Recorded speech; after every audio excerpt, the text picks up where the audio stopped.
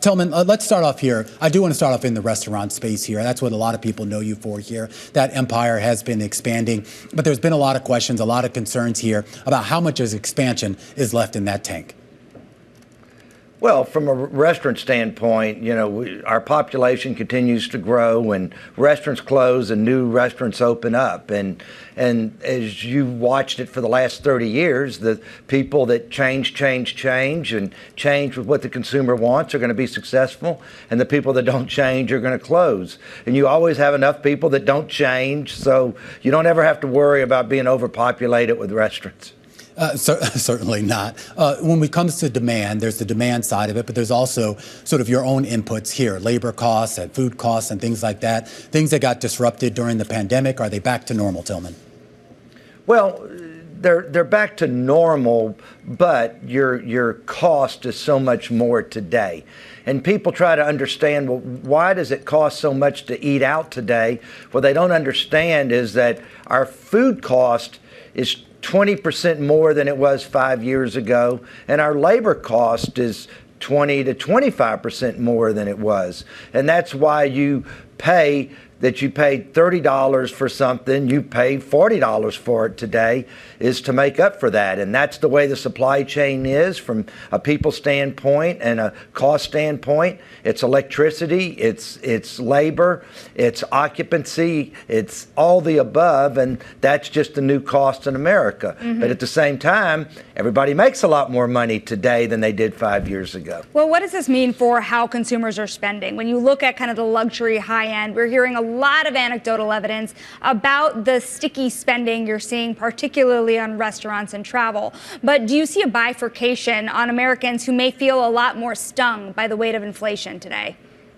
100%, okay? Like, let me give you an example. 21 and 22 were the greatest years that everybody had in high-end retail, high-end restaurants, casinos, okay? In 23, without all that government trillions of dollars out there with that same consumer, you've gone back to a normality to your high-end restaurants. Now, your lower casual in dining, say my Rainforest, Bubba Gump, Saltgrass Steakhouse, even your chart houses and those type of concepts, but your Catch, your Mastros, your Martins, your Del Frisco's, your high-end steakhouses, are not doing the business that they were doing in 21 and 22. We're more back to the 19 levels and the early 20 levels. When we think about how people are changing the way they spend, let's move from restaurants to gaming for a second here. You have Caesars coming out, really disappointing investors here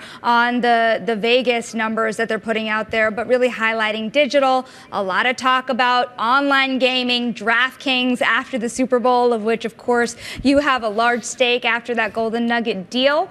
How do you think about how consumers are going to be spending on gaming and betting moving forward after this pandemic era? Well, I think they're going to continue enjoying it, and everybody loves the entertainment of gaming.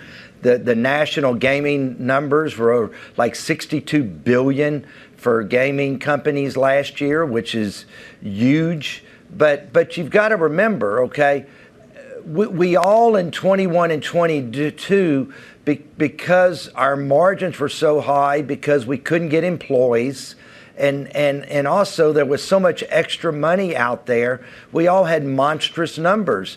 And it started to come down a little bit in 23, and it's all this regional gaming it's not going to be what it was in 21 and 22, and that's why it's starting to slowly come down toward normality. But at the same time, we're all doing a lot more than we did in 19 and of course 20. Let's not even talk about 20. It's a year that didn't exist. Yeah. But you're not going to do 21 and 22 numbers anymore.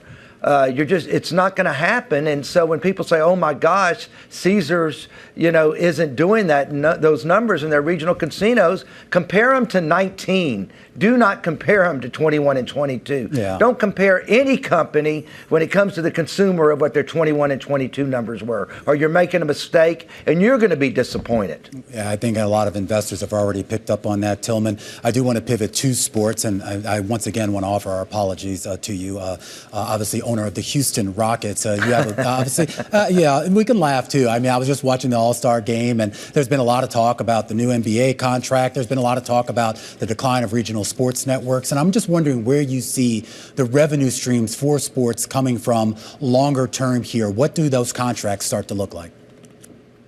Well, the players and the owners are in the same boat. Okay, we're partners. They get X amount of our basketball revenue and our revenue related to basketball and anything to do with it.